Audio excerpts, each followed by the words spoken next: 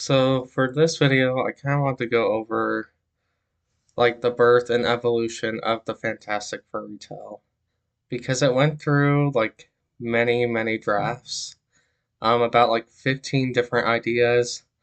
I didn't really like create a novel for each idea, but I had written down the plot, I had written down all these notes, and when I finally decided to sit down and finish this novel, I used ideas from all these previous um, like brainstorming ideas, all these lesser drafts. And that's kind of how the Fantastic Fairy Tale came to be. So I kind of wanted to go over that. It was a 4 year journey. um, and it's really interesting because it started off with something very small. Um, it began with a video game character. So there's a game called Tomodachi Life, and you can create these me's that interact with one another. And I thought it'd be fun if I created like a cat and a dog character and kind of see how they would react. So when I created my cat character, I was like, um, you know what, cats, they have tails, they're furry, so furry tail. And then I created the dog character, I was like, yeah, the hound. It just sounds cool. And what was really interesting is these two me's just really just started fighting and just arguing and debating with each other. Like it was really bad blood. And that's when I realized, you know what, I want to make a superhero story. And I want it to be the basic cats versus dogs. So this was the very first idea, was Furrytail the Bounty Hunter. So this would be Furrytail hunting down various villains and just arresting them and putting them like back in prison. And this kind of gave birth to quite a lot of important characters and important ideas. The very first one is there's no origin story. I have kind of mixed feelings about superhero origin stories. I feel like they're important, but they're not always needed. And so that's where this kind of idea came from, where it's just like, yeah, Fairytale somehow got her powers, but because this is in the future, maybe 1 or 2 decades afterwards, it just doesn't really matter how she got her powers. This was also the birth of Isla, Magmar, and Insectoid. And Isla and Magmar would always kind of be together. They would always be these thieves. I believe the original ideas, they didn't have like these powers themselves. They would use these like super suits. Isla's would be very like sleek for like ice. It would help her with like stealth, that sort of stuff. Magmar's would be very like big and bulky, so he would be the tank of the group. Insectoid was just kind of fun because I was just like, yeah, let's create like an insect villain. And I guess I'll make him big and bulky as well. But this was the most important thing, is the Hound is decided to be Fairytale's biggest enemy. No matter the draft, no matter what happens, for the Hound would always be Fairytale's biggest threat. Except there is one draft, one idea where that is not true. But I'll go over that. But that was a very big decision because this was the birth of the Hound, and when the Hound was first created, he was supposed to be a much more intelligent villain.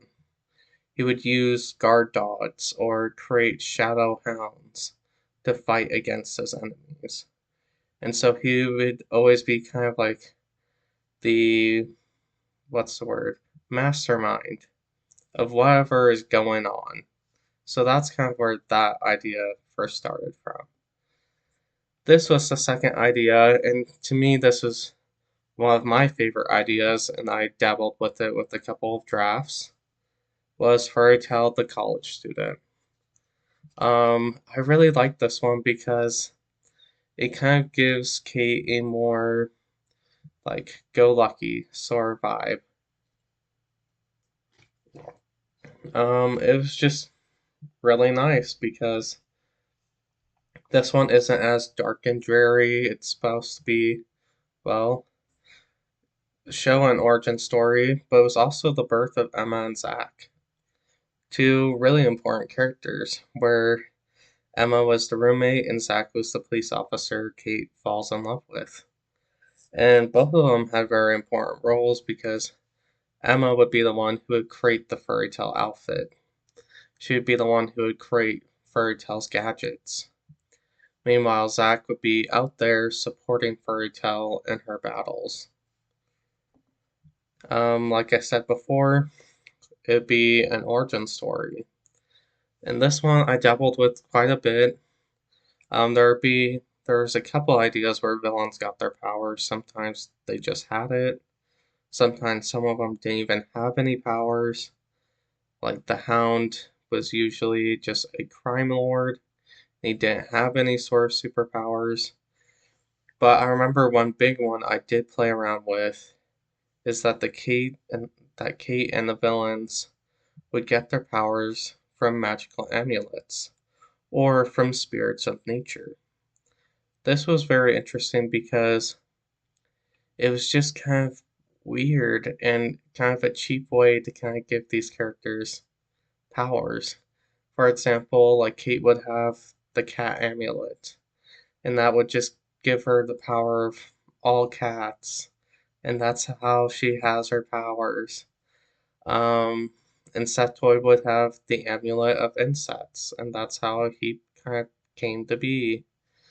That sort of thing, and that's looking back on it now, I'm really glad I didn't do that because it kind of seems like a cheap, like, I don't know, cop out where it's just like this isn't really anything all that special. It's just something kind of basic and easy to kind of give these people some powers. Um, but another origin story idea, a pretty big one, was that Kate would just get her powers from tripping and falling in like her biology class and accidentally give herself cat DNA that they were testing on. And that's how she got her powers. I remember that was a pretty big idea that I played around with. And that's why it is officially in the fairy tale novel. I don't know if it's really said like explicitly in the novel, but that is how Kate got her powers. Um, in the Fantastic Furrytail, is she's in college, she trips while in biology class, and she accidentally injects herself with cat DNA, and she gains these powers. This was also the birth of two of my favorite characters, Vanessa Hallows and Celestial Star. And the reason why I like these two characters, especially Vanessa Hallows, is I remember I went to a haunted house and I was just debating about what sort of villain I should create for the Fantastic Furry Tale. They kind of like pair well with the Hound. And I remember seeing this really cool like seance sort of event going on. And I just thought to myself, that's it. That's what we have to do. We have to have some sort of horror element into this. So Vanessa Hallows was created and she was supposed to be a lot more creepy. She was supposed to be working with demons and she would use like possessed dolls. One of her possessed dolls would be named Little Missy. And Little Missy would have like rows of teeth inside her mouth, would bend her limbs at weird angles. And Vanessa and these demons would feed off of the fear of other people, and they would get stronger and more powerful. And that was the original idea of Vanessa. When I started creating the Fantastic Fairy Tale is I'll just have Vanessa Hallows instead of being a college student. I'll just have her be an adult. And but what's weird is once I got to story 7, I was like, this doesn't fit as much as much anymore. Um, and I was like, I feel like there's something more special kind of I need to do.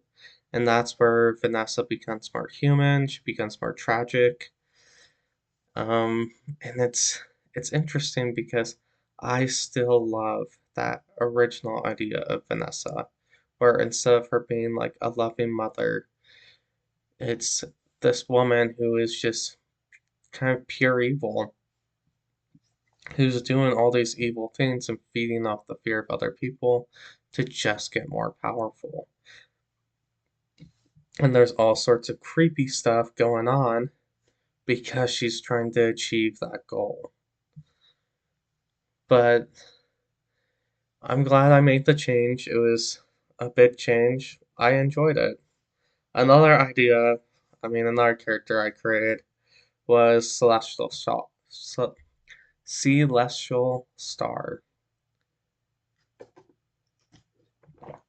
If I'm even saying that correctly, because I'm stumbling with my words a little bit. But she was interesting because she added a unique sort of villain than what the other villains would do. And hers was invisibility, controlling light. And this wouldn't make her a big physical threat, it would make her a much more kind of environmental threat, where it's kind of hard for her to see, it's hard for Kate to see where the danger is coming from. And I really liked that idea, and so she became a pretty popular villain as well. The idea of Shadowclaw is flirted with. And there are two main ideas, which was one was a demonic version of Furrytail created by Vanessa, hence, Vanessa working with demons. And the other idea was someone close to Furrytail kind of using reverse engineering Furrytail's DNA to become a a criminal. So to become a Furrytail and then use those powers for evil. And those were the two ideas that kind of came to mind because I really like the idea of like dark reflections of heroes, like what they could have been. Um, I really like that with things like Dark Link or Pitu, and that's where that sort of idea kind of came from. And so I started falling in love with Shadowclaw.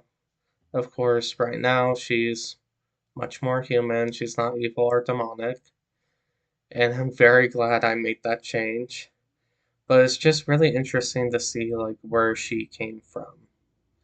And it was an idea that was almost ran into the final novel until I started doing much more research on things like alters and deciding against, no, this isn't really working. One thing I did keep from Shadowclaw is obviously the name, but also the appearance of a furry tail with black fur, glowing red eyes, because that to me just looked so cool.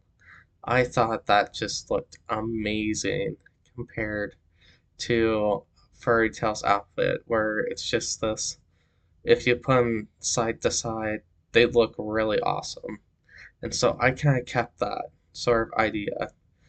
And even in the second novel, it's even kind of like talked about and explained where Shawclaw mentions that she looks like this and she's even larger than Furry Tail. She's 7.5 feet tall. And part of the reason for that is she she's she's designed to look intimidating to protect Kate from bad people, to protect Kate from Victor. And so that's kind of why I kind of kept that appearance.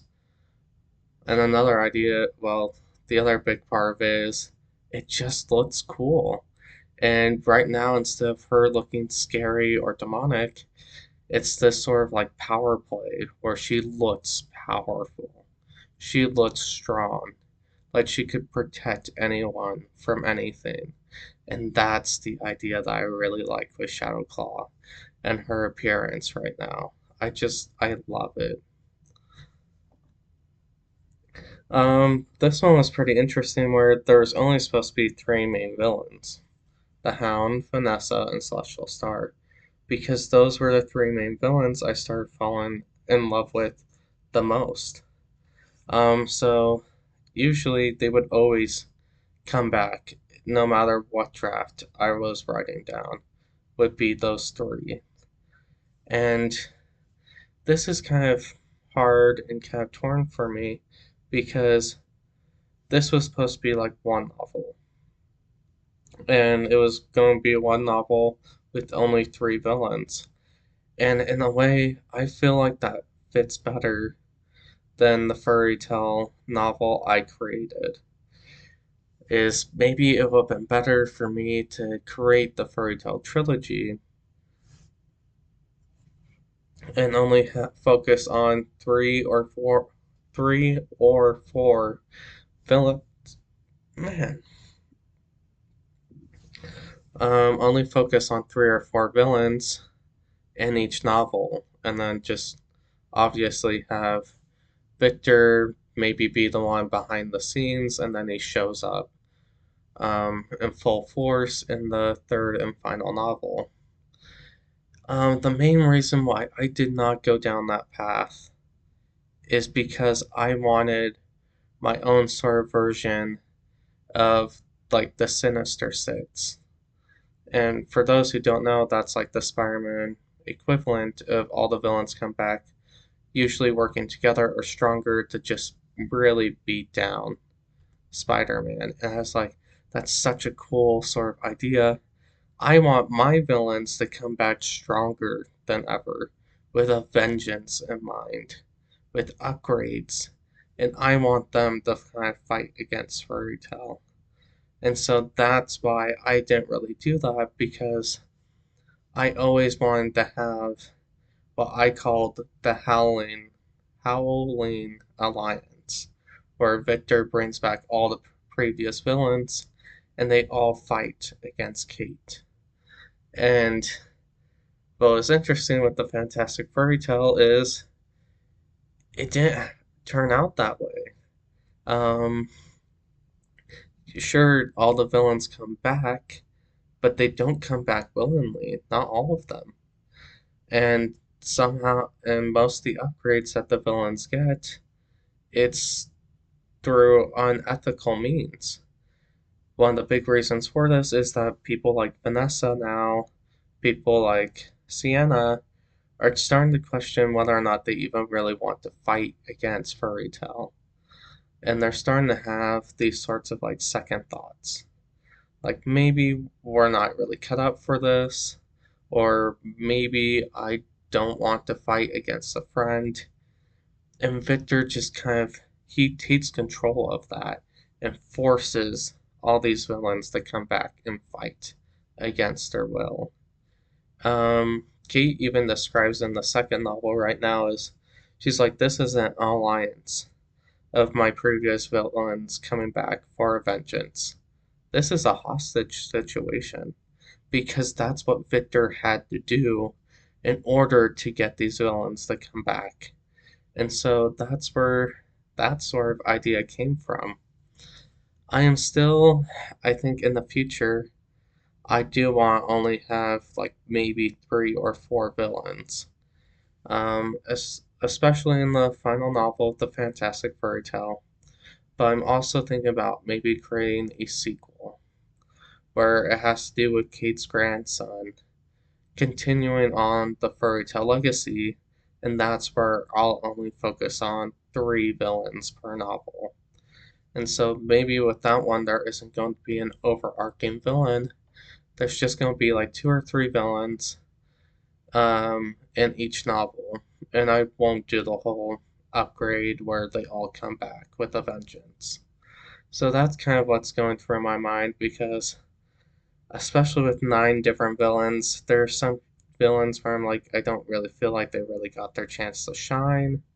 I feel like maybe it's a bit of information overload with how it currently is.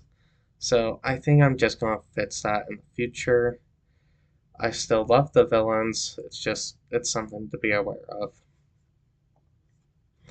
This one was pretty big, and this one was really interesting. Is Furrytail came from a crime family.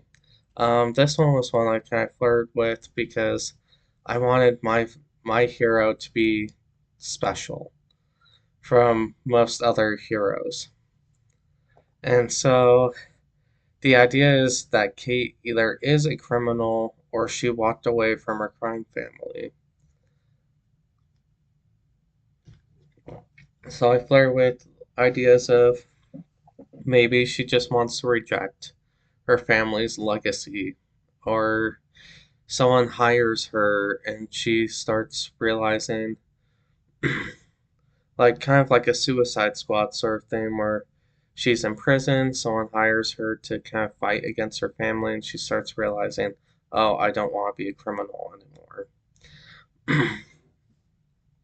But the main thing is Kate came from a crime family, and that was the big idea.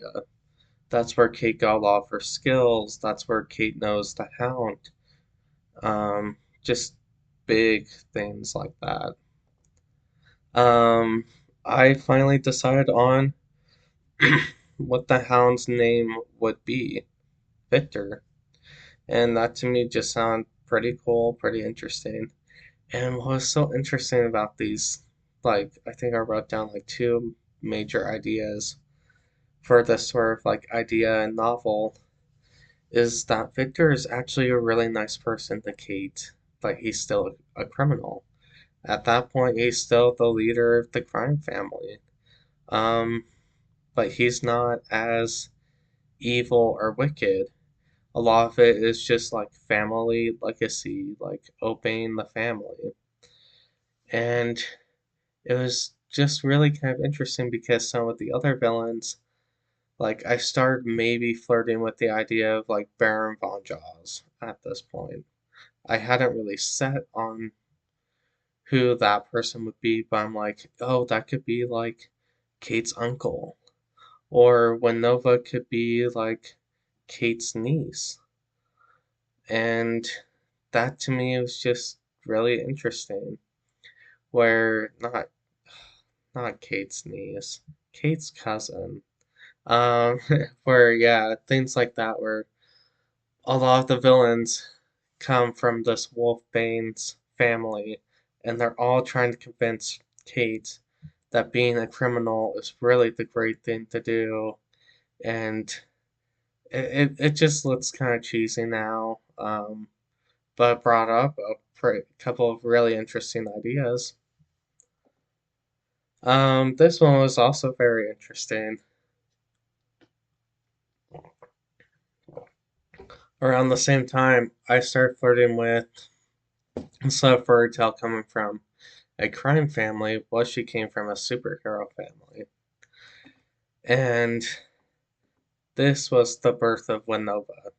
So the whole premise of this idea is that Furrytail is like the daughter of a very famous hero, and Winova is the daughter of a very famous supervillain known as the Hound.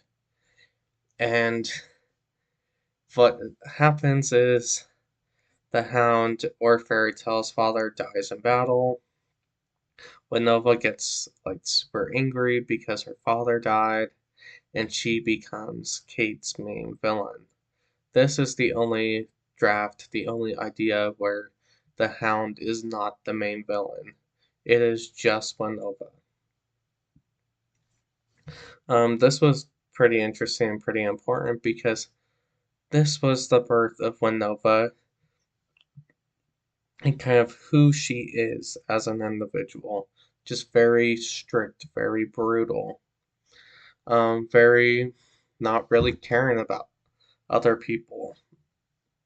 She kind of followed in the Hound's footsteps and in the Fantastic Furrytail novel, she's kind of like very similar to Victor, where out of all the villains and all their kind of morality scales, Victor is pitch black because he's just pure evil. And Winova is pretty close to that. She's probably the closest villain out of all of them to be as morally black and dark and evil as Victor is. And so while the other villains are kind of like grays or um yeah, kind of like gray moralities, being like anti-heroes, figuring things out, or maybe they get second chances. But Nova does not have that. She's just very similar to Victor. Um, so that was a pretty big idea. This one was one that I did add in the final novel, which was Nova's twisted trolley problem. This was throwing people into an electrical chair and deciding, okay, Kate, you have to make a decision who's gonna live and who's gonna die because you only have one choice. And I loved that idea so much because it's such an extreme like pressure point. And I I thought it was so great that I had Victor have that idea and create that idea. And this is another scenario where Winova is very similar to Victor in this point, where she comes up with very Victor sort of ideas. And I just thought that was really interesting that some of Victor's greatest moments came from another villain who is pretty much like him on a moral scale, just no morality. And I just thought that was fascinating.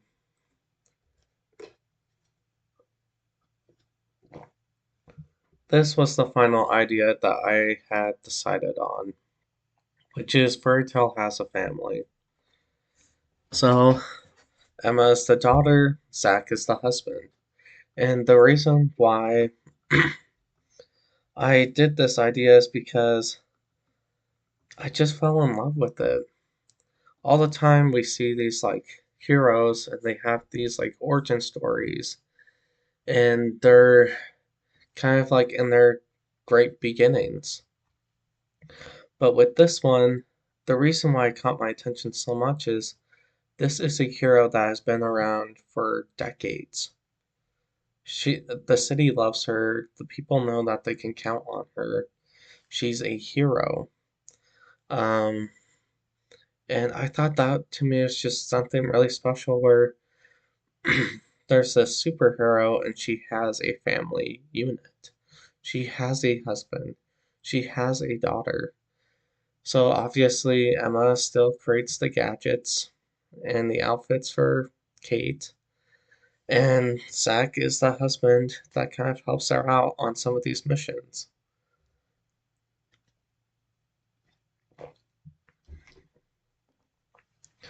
During this time, the prehistoric predator was made, and this one was pretty big decision because I was like, oh, I don't know if it's really gonna fit in a sort of like superhero novel. But I like dinosaurs. I love dinosaurs. So I'm like, I know it's not gonna really fit in super well, but I love dinosaurs, so I have to add it. And that was just something that really went through my mind. Um, was the prehistoric predator, so I dabbled with that quite a bit. And one of the bigger drafts was Vanessa was a mummy. So she's not a like sort of person who's like a princess over this small group of people who worship dinosaurs.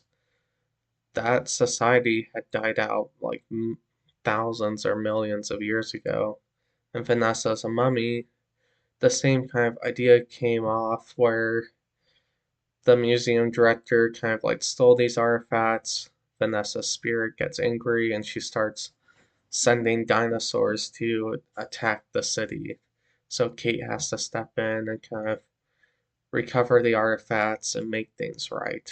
Um, but that's where this sort of idea kind of came up with, was just that prehistoric predator idea. And it's just kind of interesting because I love the name so much. The prehistoric predator, but she's not really like talked about. In the novel is no one really calls Vanessa the prehistoric predator, mostly because a lot of people, for me personally, I feel like it's better to have the personalized like names rather than just the nicknames or the titles. That's why most people refer to Kate as Kate, not Furrytail. The only people who kind of avoided that not trap, but that idea is majorly Isla and Magmar, where they just kind of took those nicknames and they love it. I also forgot, man, my throat. Um, I also forgot that Magmar's name is Drake and that Isla's name is May. I just forgot about that the entire time I was writing the Fantastic Furry Tale. So that's why a lot of people call him Isla and Magmar. Mostly because I forgot that they had actual names. So that's why. The only other person who kind of refers to themselves by their supervillain title is Insectoid. And of course, he kind of goes by that title and that name because he rejects his humanity. He likes being this insect sort of person until the second novel. And eventually they'll come out and you'll see why. This one was a pretty interesting idea because I wanted sort of like, I don't know, different. I wanted a superhero novel, but I wanted each villain to kind of like shine in their own way. And the way I thought about doing it is every single villain has their own sort of story. So I was gonna take like the four seasons and have these villains come up. The very first one was Stormy Star, which is spring. Um, and this was Celestial Star. So this is Sienna. I got rid of the whole light idea. Instead, had her be like this weather forecast woman who, um, I gets struck by lightning and she gets fired because no one wants to hire her because she doesn't look beautiful anymore. And so she kind of goes enraged and she uses her newfound storm powers to torment the city to get revenge. And that's where the Stormy Star idea came up with. Um, of course, now Baron von Jaws is officially created and is this summer. I loved the idea of Baron von Jaws, mostly because I just love the name. But I also liked it because he's this big hulking figure as well. Um, and at this point, I was kind of debating about whether or not should the Baron be a person wearing a like a shark man suit, or is he just a shark folk? That just comes out of the water. It's just like I hate the how was it, landlubbers, that sort of thing.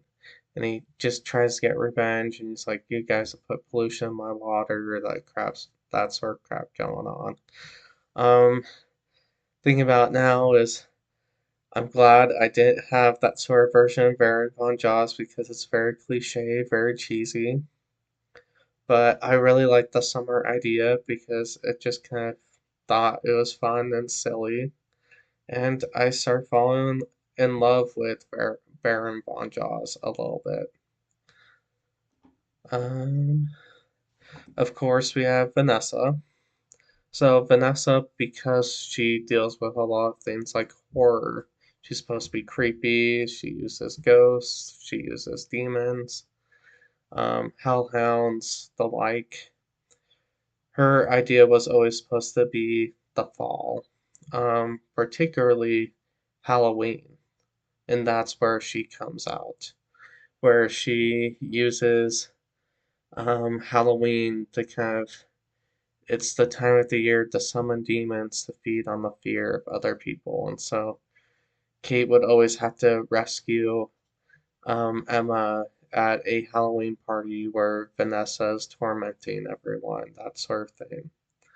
Um, I still love the idea that was almost created in the Fantastic Furrytail until I got to story 7 and once again decided I don't want Vanessa to be pure evil. I think it'd be better if she was more human. And so there's a big drastic change there to who she was. The Hound was Winter, and this one was really interesting because I was kind of thinking about like Krampus, that sort of idea, where the Hound is Waypoint City's version of this winter demon that pushes severe justice onto criminals, like drags their souls down to hell or turns them into like ice sculptures. And that would be the big villain that Kate would have to fight. For that season was the Hound would be a sort of like brutal vigilante that where both Kate and the Hound are trying to improve the city, the Hound is just doing this in just such a more like severe way that she has to stop him. And so that's where that sort of idea kind of came from.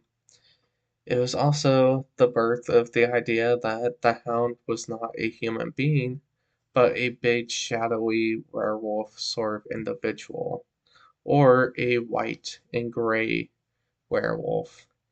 And that's important because that's the idea that is now going on in the second Fantastic Furry Tale. Victor turns into this big hulking werewolf with gray fur and blue, well, no, not blue, yellow eyes, and he just looks menacing and he just looks powerful. Because I still love that idea of that winter demon over here. Um, I just thought it was just so cool, just looking like that and just having that sort of power and just being able to hunt down your prey and just take them down. Um, and so that sort of idea is now going into the second Fantastic Furry Tale, where Victor kind of gives himself Kate's furry tale powers, but instead of a cat, it's a wolf. They kind of fit that idea of I am the hound. And he turns himself into this big, hulking, gray werewolf as his upgrade to fight against Furry Tale. Um, oh, that's right. I got kind of confused on the slides, but anyway, of all these ideas, I really like the seasonal idea, but there was an issue. I really want the prehistoric predator in it. And then after that, I was like, I really want Isla and Magmar to be in it. And that's why there's so many villains in the Fantastic Furry Tale, is I fell in love with every single one of them. So this was kind of like the like big roster. These were the main villains I really fell in love with. And all 9 of them show up in the Fantastic Furry Tale, and all of them have their own sort of personalized story. My only concern with this, and I think it's still kind of an issue, is I wish they all had more chances in the spotlight. Obviously, like Victor has plenty of time in the spotlight. Iceland Magmar, I think that fits him well. And Seth Boyd, I think that fits him well. That's okay for Shadowclaw. Celestial Star, I think could have been better. When Nova, I really wish I had more time for her. I think she was the one that was, her and Vanessa were the ones who were really hit with not really having as much time in the spotlight. Particularly Vanessa because she does the whole horror aspect, and and in the final novel that's gone, so she doesn't have that sort of chance, that sort of opportunity anymore. And I kind of feel bad about that because that was just such a cool idea, and I just fell in love with it so much. It kind of broke my heart to kind of get rid of characters like Lil Missy and the whole creepiness aspect of Vanessa Hallows attacking people with their greatest fears on Halloween. That was hard. That was a tough decision. Um, I still like who Vanessa is right now, but I really do miss that idea. And with Nova, I just don't think she had her chance to really shine and be the big, dangerous threat that she was in the earlier drafts. She was really hurt by the idea that each villain only has about like 8 chapters to shine. Um, Prehistoric Predator, I think hers was fine because Vessa was only supposed to have kind of like a short, she's kind of supposed to be a minor villain. So it wasn't that big of a deal. Baron von Jaws, again, I think that fits him just fine. So there are some of these where I'm like, this works well. Other ones like the Hound, he got the screen time that he needed. Other characters like Vanessa were just really hurt. I also created like a good 5 or 7 other villains that were never added in the Fantastic Furry Tale. Other ones I didn't fall in love as much, but they were still created. I still thought they were interesting. So that's kind of what happened there. So this is what the main thing I kind of kept for the final novel was the whole idea of cats versus dogs. So Furrytail versus the Hound. Kate comes from a crime family. I just really like that idea. My favorite villains, obviously, I could not just kind of keep them away. Kate being a mother and having a husband, I really like that idea.